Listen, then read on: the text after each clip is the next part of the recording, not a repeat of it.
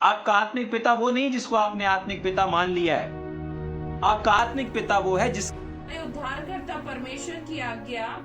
पहली चीज। दूसरा वचन कहता है उस अनंत जीवन की आशा पर जिसकी प्रतिज्ञा परमेश्वर ने, जो कि झूठ नहीं बोल सकता। प्रतिज्ञा कब हुआ था? बहुत साल पहले। ऐसा लिखा है। क्या लिखा हुआ है? अनंत जिसकी प्रतिज्ञा परमेश्वर ने, जो झूठ बोल नहीं सकता, क्या की थी? सनातन से की। सनातन मतलब बहुत सालों पहले शुरुआत से की है। जाग रहे? लेकिन उसके आगे क्या लिखा हुआ है? ठीक समय पर। क्या लिखा हुआ है? ठीक समय पर। मतलब परमेश्वर ने हर एक चीज का, जैसा कि सबोदेशा की किताब उसका 3रा अध्याय या उसका 7वां अध्याय बताता है कि हर एक चीज का एक समय निर्धारित है। तो आपके जीवन में भी परमेश्वर ने बड़े बड़े कामों को करने के लिए तैयारी करके रखा हुआ है। लेकिन परमेश्वर इस बात को कह रहा है कि देखो, हर एक चीज का, हर एक बात का एक समय है। परमेश्वर ने एक समय निर्धारित करके रखा हुआ है और उस ठीक समय पर, उस निर्धारित समय के पार, उस निर्धारित समय में मैं सारी चीजों को पूरा करूंगा।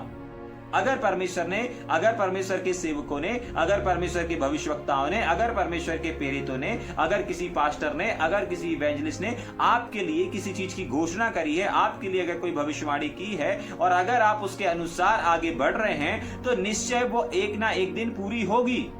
अभी क्यों नजर नहीं आ रही है? क्योंकि उस चीज का अभी समय नहीं हुआ है। आज आप उन चीजों को क्यों नहीं देख पा रहे?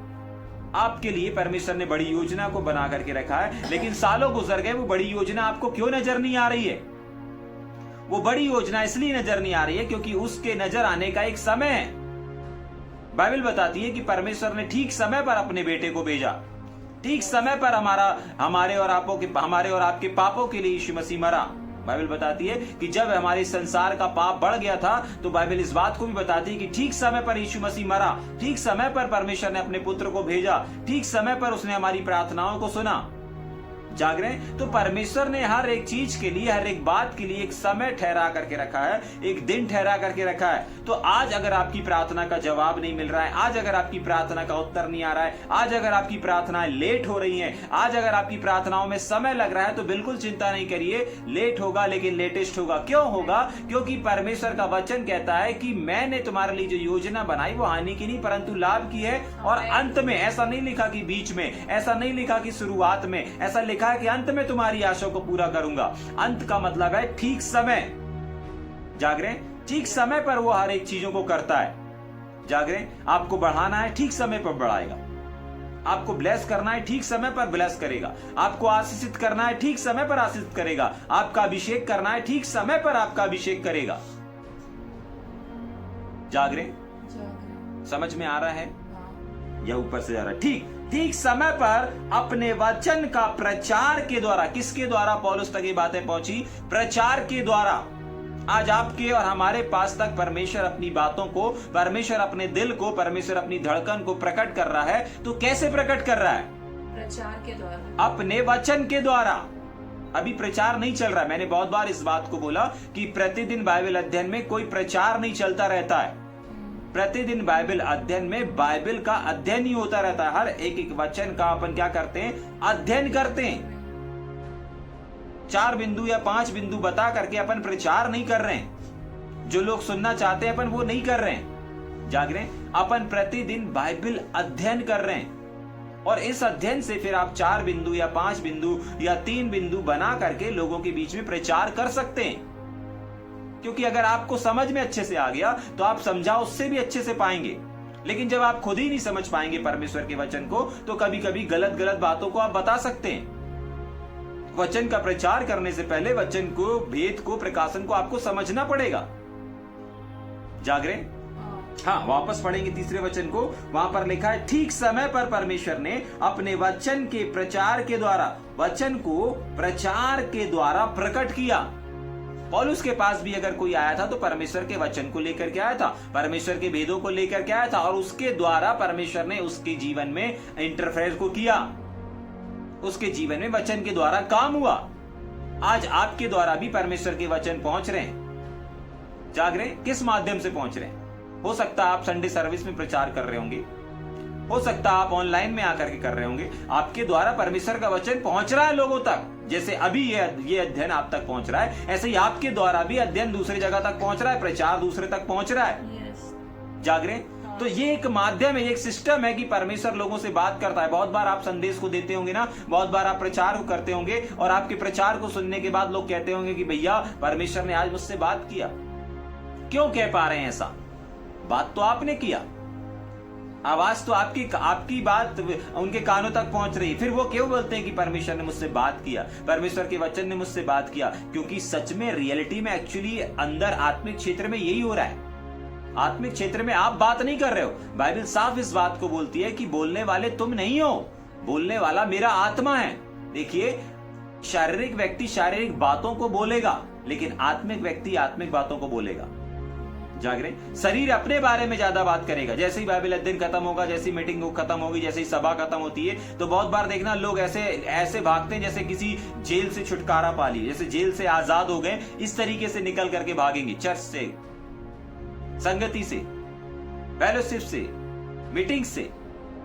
लेकिन जो बैठे रहते हैं खत्म होने के बाद 10-15 मिनट, अरे नहीं सबसे आखिरी में जाएंगे, नहीं और पूछेंगे पादी साहब से, इस वचन का और क्या मतलब था? जाग रहे? हाँ, समझ जाइए वे धर्म के भूखे और प्यासे लोग हैं। जाग रहे? ठीक, क्या लिखा वापस? ठीक समय पर उसने प्रचार के द्वारा प्रकट किया। मतलब परमेश्वर अपने प्रचार के द्वारा, अपने वचन के द्वारा, सिंपल शब्द में अगर कहें, परमेश्वर अपने वचन के द्वारा लोगों से आज बातचीत कर रहा है। चाहे वो वचन प्रचार में आए, चाहे वो वचन भविष्यवाणी में आए, चाहे वो वचन बाइबल अध्ययन में आए। जाग रहे? परमेश्वर अपने वचन के द्वारा लोगों से बातचीत कर रहा है। ठीक, उसके आगे प्रकट किया जो हमारे उद्धारकर्ता परमेश्वर की आज्ञा के अनुसार मुझे सौंपा गया। जाग रहे? वो संदेश, वो प्रचार के द्वारा परमेश्वर की आज्ञा आई। जाग रहे? कोई आज्ञा अलग से लेटर में लिख करके नहीं आई कि पौलुस तुझे ये चीजें में दुख उठाना, ये तमाम चीजों को करना है, ऐसा नहीं आया। वो कह रहा है कि देखो, मुझे कोई अलग से व्यक्तिगत नहीं बताया गया, अलग से कोई स्पेशल वचन नहीं सिखाया और समझाया गया। नहीं नहीं नहीं नहीं नहीं, नहीं। वचन के द्वारा ही, जब वचन का प्रचार हो रहा था तब मेरे को पता चल गया कि ये वचन का प्रचार नहीं हो रहा है, परमेश्वर मुझसे बात कर रहा है। परमेश्वर अपनी बातों को, अपने भेदों को, अपने रहस्यों को अपने प्रचार के द्वारा मुझ पर क्या कर रहा है? प्रकट कर रहा है। और इस बात को, इस चीज को कौन समझ गया? पौलुस समझ गया और आज तीतुस को समझा रहा है। और आज परमेश्वर आपको और हमको इस बात को समझा रहा है कि देखो और समझो और सीखो। इस बात को समझने की कोशिश करो कि प्रतिदिन जो आपके पास परमेश्वर का वचन पहुंच रहा है, प्रतिदिन जो आपके पास बाइबल अध्ययन पहुंच रहा है, प्रतिदिन जो आप प्रचार को सुन रहे हो, टीचिंग को सुन रहे हो, ये यूं ही नहीं पहुंच रहा है। परमेश्वर का आत्मा आपसे बात कर रहा है और यही उसका पैटर्न है। और इस तीसरे वचन में जो साफ लिखा हुआ है कि परमेश्वर ने इससे बातचीत किया। जाग रहे? तो आपको और हमको इस बात को समझना है कि परमेश्वर प्रचार के द्वारा, वचन के द्वारा, संदेशों के द्वारा हमसे और आपसे बोलता है और बातचीत करता है। आज आपको परमेश्वर की आवाज सुनने के लिए शारीरिक कान की आवश्यकता नहीं है। आज आपको परमेश्वर के आवाज को सुनने के लिए इन शारीरिक कानों की आवश्यकता नहीं है। आज परमेश्वर को देखने के लिए आपको इन शारीरिक आंखों की आवश्यकता नहीं है। आज आप आत्मिक आंखों से उसको देख सकते हैं, आज आप आत्मिक कानों से उसको सुन सकते हैं, आज आप हृदय में उसको चीर फाड़ करके जगह नहीं बना सकते, लेकिन अपने मन में, अपने हृदय में स्थान उसको दे सकते हैं। जाग रहे? ठीक, आगे पढ़ेंगे। तीतुस के नाम जो विश्वास की सहभागिता के विचार से मेरा सच्चा पुत्र जी, है। इसको सच्चा पुत्र क्यों बोला जा रहा है? क्योंकि इसने पौलुस के समान विश्वास में उसका सहभाग दिया था। कुछ लोग चर्च में, कलीसियाओं में बहुत सारे दान दे देते हैं। अब पास्टर साहब जहां जा रहे हैं, पास्टर साहब जो प्रचार कर रहे हैं, जाग रहे हैं, आपको मालूम है उस प्रचार में, उस संदेश में उनका भी भाग है, उस सेवकाई में उनका भी भाग है। जाग रहे हैं? पौलुस ने यहां पर धन पैसा तो नहीं दिया, तीतुस ने यहां पर धन पैसा तो नहीं दिया, लेकिन पौलुस के विश्वास के साथ में उसकी सहभागिता शामिल है। आपको मालूम है तीतुस पौलुस के हर एक उस विश्वास में, हर एक उस विश्वास की कसौटी में जहां पर पौलुस कसा जा रहा था, वहां पर तीतुस भी कसा जा रहा था। जाग रहे? समझ पा रहे हैं इस बात को? पौलुस यहां पर इस स्टेटमेंट को दे रहा है कि देखो उसने विश्वास में मेरा क्या किया है, सहभागी बना है। जाग रहे? हाँ, अभी अपन ने कुछ समय पहले जेल सेवकाई में एक अच्छा सा साउंड सिस्टम लिया। जाग रहे? हाँ, बहुत सारे लोग उसमें भाग बन सकते थे लेकिन कोई भाग बना नहीं। जाग रहे? तो जो भाग बना नहीं, क्या उसका नाम मेंशन है? नहीं है। जाग रहे? क्यों मेंशन नहीं है? क्योंकि कोई उसका भाग बना नहीं। जाग रहे? हाँ, यहां पर तीतुस पौलुस के विश्वास में सहभागी हुआ है। क्या हुआ है? सहभागी हुआ है। और वहां पर पौलुस इस बात को बोल रहा है कि तीतुस के नाम, जो कि विश्वास की सहभागिता से मेरा सच्चा पुत्र है। पता है सच्चा पुत्र क्यों बोल रहा है? आत्मिक बेटा क्यों बोल रहा है? कुछ लोग तो आत्मिक पुत्र और आत्मिक बेटा के विरोध में बात करते हैं, लेकिन यहां पर पौलुस कह रहा है मेरा आत्मिक बेटा है। पता है बेटा कब कहलाता है? जब, और बेटा क्यों बन जाता है? बेटा कब कहलाता है? बेटा है या नहीं है कैसे पता चलेगा? आपको मालूम है, अगर एक पिता की क्वालिटी या पिता के गुण या पिता का स्वभाव या पिता का नेचर अगर एक व्यक्ति में नजर आने लगे, ध्यान से सुन लीजिएगा, ठीक है? अगर एक पिता का स्वभाव, पिता का नेचर अगर उसके बच्चों में नजर आने लगे तो समझ जाइए कि वो उसका बेटा बन चुका है। अगर आपका स्वभाव, आपका नेचर, अगर आपके सीखने वाले जो आपसे सीख रहे हैं ना, उनके जीवन में, उनके बोली में नजर आना शुरू हो जाए, समझ जाइएगा कि वो आपके आत्मिक बेटे बन चुके हैं। अगर वो आपकी बातों को दोहराने लगे, अगर वो आपकी तरह कुछ कुछ चीजों को करने लगे, समझ जाइएगा कि वो आपके आत्मिक बेटे बन चुके हैं। अब ये बात भले उनको खुद को ना मालूम हो, लेकिन आपको समझ जाना चाहिए क्योंकि आप परमेश्वर के वचन को अध्ययन कर रहे हैं। जाग रहे हैं? तीतुस के जीवन में पौलुस ने कुछ बातों को देखा, अरे जैसा मेरा विश्वास है, अरे जैसे जैसे मैं विश्वास करता हूं सेम टू सेम वैसे ही कर रहा है। तो विश्वास में सहभागी बन जाने से पौलुस क्या बोल रहा है? नहीं, वो तीमुथियुस मेरा आत्मिक बेटा है। क्यों? क्योंकि अगर मैं पिता हूं तो पिता के गुण पुत्र में नजर आ रहे हैं। आज किसी को भी आप पिता मान लेते हैं, किसी को भी आप पुत्र मान, ऐसे साबित नहीं होता। किसी को दान दशमांश दे देंगे, अरे आप उसके पिता नहीं बन जाएंगे। नहीं, जब उनकी क्वालिटी, जब उनका बातें, जब उनकी बोली कुछ ना कुछ उनके अंदर से निकलने लगे, कुछ ना कुछ उनके जीवन में नजर आने लगे।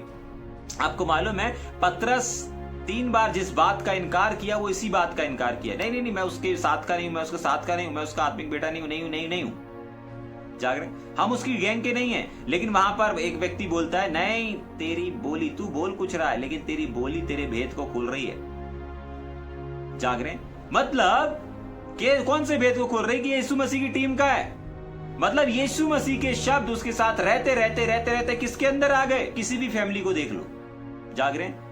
उनके माता पिता को देख लो, अगर एक माता पिता की हाइट अच्छी है, उनके बच्चों की भी हाइट वैसे ही होगी। अगर एक माता पिता की हाइट कम है, 5 फीट वाले अगर उनके माता पिता हैं, तो उनके जो संतान आने वाली है ना, वो 5 फीट छोटे, पहले से उनकी हाइट बढ़ेगी नहीं। क्यों नहीं बढ़ेगी? क्योंकि उनका अंश उनके बच्चों के अंदर है, उनका स्वभाव, उनका नेचर, उनका डीएनए उनके बच्चों के अंदर पाया जाता है। ठीक इसी तरह आत्मिक क्षेत्र में भी है, आत्मिक मंडल में भी है। आपका आत्मिक पिता वो नहीं जिसको आपने आत्मिक पिता मान लिया है। आपका आत्मिक पिता वो है जिसकी बातें, जिसके गुण, जिसके लक्षण या जिसका स्वभाव, जिसका नेचर आपके अंदर प्रकट है, दिख रहा है लोगों को, वो आपका आत्मिक पिता है। लोगों को मालूम ही नहीं हमारा आत्मिक पिता, अरे उसका सेवकाई अच्छा चल रहा है, उसकी मिनिस्ट्री अच्छी चल रही, तो अपन भैया वो हमारे आत्मिक पिता है, हमारे आत्मिक गुरु है। नहीं, वो आपके आत्मिक गुरु, आपके आत्मिक पिता नहीं है। वो तो आपने मान लिया, आपने स्वीकार कर लिया। एक्चुअली आपके आत्मिक पिता, आपके आत्मिक गुरु वो होते हैं जिसका स्वभाव, जिसका नेचर आपके अंदर आने लगता है। तब जाकर के, यूं ही आप किसी को सुन करके और उसके आत्मिक बेटे नहीं बन सकते। जाग रहे? हाँ, जब तक कि जरूरी नहीं कि पूरा का पूरा स्वभाव, पूरे की पूरी बातें। और याद रखिए, अगर कोई व्यक्ति किसी को सुनता नहीं ना, अगर एक व्यक्ति अपने पास्टर की नहीं सुन रहा है, वो कभी आत्मिक बेटा तो बन ही नहीं सकता। जाग रहे? जब पिता बेटे को ना जानता हो, बेटा पिता को ना जानता हो, तो फिर वो बाप और बेटे का रिश्ता ही कैसा? क्या आप ऐसे पिता हैं कि अपने बच्चों को ना पहचानते हो? कुछ लोग बोलते हैं ये परमेश्वर के बहुत बड़े सेवक, हम इनको अपना आत्मिक पिता मानते हैं। अरे तुम्हारे मानने से क्या वो पिता क्या आपको अपना बेटा मानता है? जाग रहे हैं? ऐसे तो आप किसी को भी अपना पिता कह दो। जाग रहे हैं? हाँ, कुछ लोग बड़ी सेवकाई को देख के बोल देते अरे ये वाली सेवकाई, ये सेवकाई जिसकी है वो हमारे पिता हैं, हमारे आत्मिक पिता हैं। लेकिन क्या पिता को मालूम है कि उसके कितने बच्चे घूम रहे हैं, नहीं जाग रहे? समझ में आ रहा है? हाँ, तो पिता को मालूम होना चाहिए, तब वो एक आत्मिक पिता और आत्मिक गुरु कहलाते हैं। जाग रहे? किसी को आदर्श बनाना गलत नहीं है, किसी को आइडियल बनाना गलत नहीं है। जाग रहे? लेकिन आपका सिर्फ और सिर्फ एकमात्र आइडियल होना चाहिए, एकमात्र आदर्श होना चाहिए, और वो हमारा प्रभु यीशु मसीह। हाँ, हमारे आत्मिक पिता, आत्मिक गुरु हो सकते हैं, लेकिन गुरु भी वो आपके आत्मिक गुरु हैं, आप उनके आत्मिक बेटे हैं। ये कब पता चलेगा? जब उनकी बातों को आप सुनेंगे और उनकी बातों कुछ ना कुछ आपके अंदर नजर आएंगी। जाग रहे? आपके बोल देने से, आपके कह देने से ऐसा नहीं होगा। समझ में आ रहा है? पौलुस ने यहां चौथे वचन में प्रमाणित किया, अरे मेरे जैसा विश्वास, अरे मेरे जैसी क्वालिटी, अरे मेरे जैसे विश्वास में सहभागी हो गया। उसके आगे पढ़ेंगे क्या? परमेश्वर पिता और हमारे उद्धारकर्ता मसीह यीशु की ओर से तुम्हें अनुग्रह और शांति मिलती रहे। ठीक, अब पढ़ना शुरू करेंगे। क्रेत में तीतुस का कार्य, क्रेत में तीतुस का कार्य। ठीक, इसीलिए तुझे क्रेत में छोड़ आया था कि तू शेष बातों को सुधारे और मेरी आज्ञा के अनुसार नगर नगर प्राचीनों को नियुक्त करे। ठीक, तो पौलुस यहाँ पर इस बात को बता रहा है, देख एक समय था कि हम साथ में सेवा करते थे, और हमने कुरिन्थियों में जाकर के स्टार्टिंग में पढ़ लिया था कि ये दोनों जो थे एक समय में साथ में काम करते थे, लेकिन अभी अलग अलग हो गए। अभी क्रेत में रह रहा है, कौन रह रहा है? तीतुस रह रहा है। तो वहां पर उसको पौलुस इस बात को बता रहा है, देख मैंने जो तुझे छोड़ करके आया था ना, मैं जो तुझसे दूर चला गया था, तू मुझसे दूर चला गया था, हम लोग अलग अलग हो गए थे परिस्थिति को लेकर के। ठीक है, इसलिए मैंने तुझको छोड़ा था ताकि तू बाकी बातों को क्या करे? सुधार कर सके। जाग रहे? बहुत बार सेवक लोग, लीडर्स लोग अपने साथ वालों को इसलिए छोड़ देते हैं ताकि वो अपने जीवन में क्या कर सके?